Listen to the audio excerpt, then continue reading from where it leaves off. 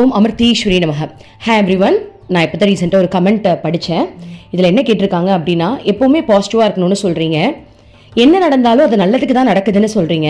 ஆனால் என்னால் இந்த ஏரோப்ளேன் கிராஷ் வந்துட்டு ஏற்றுக்கவே முடியல. இப்போ ஃப்ளைட் வந்து ஒரு ஹாஸ்டலில் இடிச்சு இதுவாச்சு இல்லையா, ஸோ அதை வந்து என்னால் ஏற்றுக்க முடியல. நீங்கள் இதை எப்படி பார்க்குறீங்க அப்படின்னு கேட்டாங்க. ஆக்சுவலி நான் நார்மலாகவே நியூஸ் பார்க்க மாட்டேன், நான் மொபைல் யூஸ் பண்ணுவேன். ஆனால் மொபைலில் கூட எனக்கு இந்த மாதிரி நியூஸ் வந்ததில்லை. அது ஏன்னு எனக்கு தெரியல. இந்த விஷயம் நடந்து என்னோட லைஃப் கோச் மெம்பர்ஸ் வந்து இந்த மாதிரி நடந்திருக்கு மேம், நீங்கள் ஏதாவது சொல்லுங்கன்னும் போது தான் எனக்கு தெரிஞ்சுதே. அந்த அளவுக்கு வந்துட்டு என்னோட ஃபோனில் கூட அந்த மாதிரி விஷயங்கள் வரல. சரி, இதை நான் எப்படி பார்க்குறேன் அப்படின்னா, அதாவது யோகானந்தர் புத்தகம் படிக்கும் போது ஒரு விஷயம் நான் தெரிஞ்சுக்கிட்டேன். இதே மாதிரி சம்பவம் யோகானந்தர் வாழ்ந்த காலத்துல நடந்தப்போ யோகானந்தருக்கு இதை தாங்க முடியாம தியானத்துல உட்கார்ந்து, இறைவா இது நீங்க எப்படி அனுமதிக்கிறீங்க, இதை நீங்க எப்படி அனுமதிக்கிறீங்கன்ற அளவுக்கு அவர் கேட்டாராம். அப்ப இறைவன் வந்து இன்னும் அதை ஆழமா பாருன்னு சொன்னாராம்.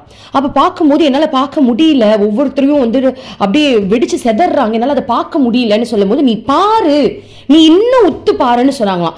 அப்ப அவர் தியானத்துல இருந்து உத்து கவனிச்சு பார்த்தார. பார்க்க பார்க்க பார்க்க பார்க்க உள்ள இருந்து ஆத்மா வெளியே வர்றது அவருக்கு நல்லா தெரிஞ்சுதான். அப்புறம் இன்னும் ஆழமா பார்க்க பார்க்க ஒரு வான வேடிக்கை மாதிரி இருந்துச்சான். அப்போ வந்து கடவுள் உள்ள இருந்து பேசினாராம், இறைவனை பொறுத்த வரைக்கும் இது வான வேடிக்கை, இங்க யாருமே இறக்கலையே, எதுக்கு நீ கவலைப்படுற, இங்க யாருமே இறக்கலையே.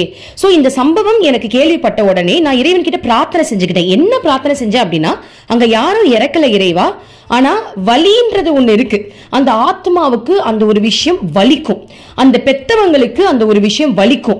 அதுக்கு மட்டும் நம்ம ஆறுதல் கொடுக்குற மாதிரி ஏதாவது பண்ணணும்னு சொல்லிட்டு லோகா சமஸ்த சுகினோ பவத்தை நாங்க எல்லாரும் சொல்லி அந்த ஆத்மாவுக்கு பிரார்த்தனை செஞ்சு மனதளவுல நல்லா பிரார்த்தனை செஞ்சுக்கிட்டோம். இறைவன் வந்து அவங்களுக்கு ஹீலிங் கொடுக்குற மாதிரி. சோ இந்த சம்பவத்தை பார்த்ததுக்கு அப்புறம் எனக்கு என்ன தாட் வந்துச்சு அப்படின்னா, ஆன்மீகத்தை பரப்பணும். ஆன்மீகத்தை பரப்பியாச்சு அப்படின்னா முதல்ல கவலையே வராது. இங்க இறப்புன்றதே ஒண்ணு கிடையாது. ஆனா இறப்புன்றது நம்ம நம்பிக்கிட்டு அதற்கு வருது பாருங்க, அந்த வலி தானே அதிகமா இருக்கு. அப்ப அந்த வலிக்க கூடாதுன்னா என்ன பண்ணணும், ஆன்மீகத்தை கத்துக்கணும். ஆன்மீகத்தை பத்தி தெரிஞ்சுக்கிட்டோம் அப்படின்னா வலிக்காதுல்ல, புரியுதுங்களா?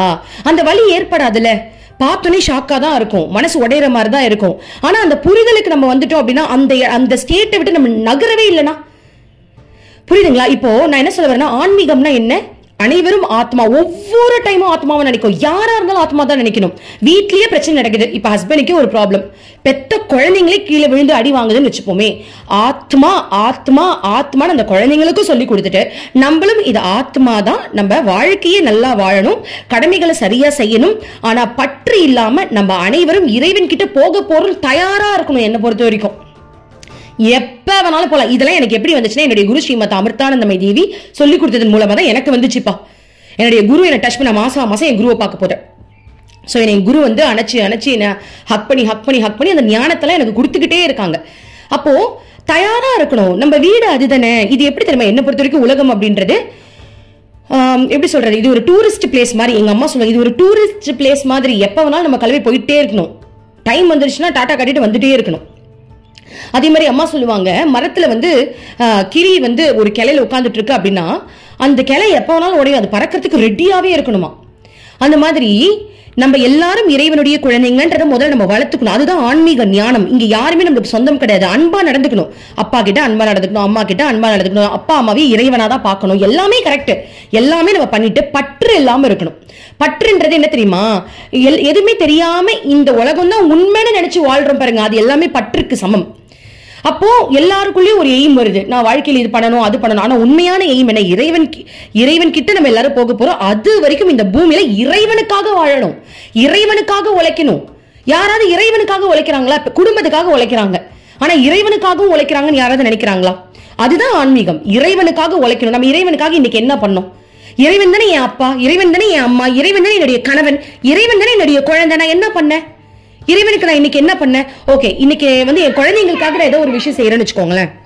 இப்ப என் குழந்தைங்களுக்காக நான் ஏதோ ஒரு விஷயம் செய்யறேன் அப்படின்னா, என் குழந்தைகள் நான் செஞ்சேன் அப்படின்றத தாண்டி இறைவனா இருக்கக்கூடிய என் குழந்தைங்களுக்கு நான் ஒரு விஷயம் செஞ்சேன், அந்த எண்ணத்தோட செய்யறேன். இப்ப என் குழந்தைங்களை நான் பாக்குறேன் அப்படின்னா கிருஷ்ணான்னு தான் சொல்லுவேன்.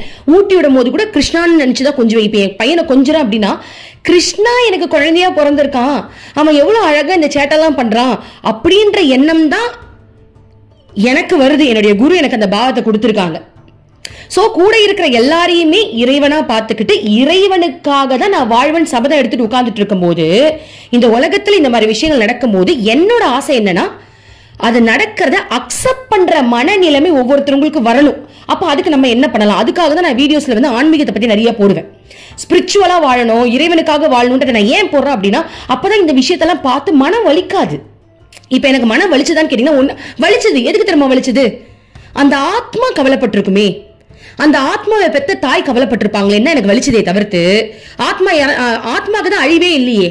சோ அப்ப எனக்கு என்ன தோணுச்சுன்னா இதுவே அவங்க அம்மா அப்பா நம்ம கூட இருந்தாங்கன்னா நம்ம சொல்லி கொடுத்துருக்கலாம், உங்க குழந்தை சாகல, சந்தோஷப்படுங்க, நம்ம சொந்த வீட்டுக்கு அம்மா கிட்ட அது போயிடுச்சு, நம்மள போக தான் போறோம், அது வரைக்கும் நம்ம என்ன எடுத்துட்டு போல, இங்க இருந்து போகும்போது நம்ம இறைவனுக்கு வந்து சந்தோஷமா போகணும், அது வரைக்கும் நிறைய நல்லது செஞ்சுட்டு அவர்கிட்ட திருப்தியா நம்ம போகணும், அதுதானே ஆன்மீக ஞானம். நான் கூட இருந்திருந்தேன் அப்படின்னா நான் நினைச்சுக்கிட்டேன் அந்த இடத்துல நம்ம இருந்திருந்தோம் அப்படின்னா நான் உண்மையாவே மானசீகமா அந்த இறந்து போன ஆத்மா கூட நிக்கிற மாதிரி நினைச்சுக்கிட்டேன். அதுக்கு ஆறுதல் கொடுக்கணும். நானும் என் கிருஷ்ணாவும் போயிட்டு அங்க வந்த ஆத்மாக்களுக்கு நான் ஆறுதல் கொடுக்குற மாதிரி நினைச்சு பார்த்தேன்.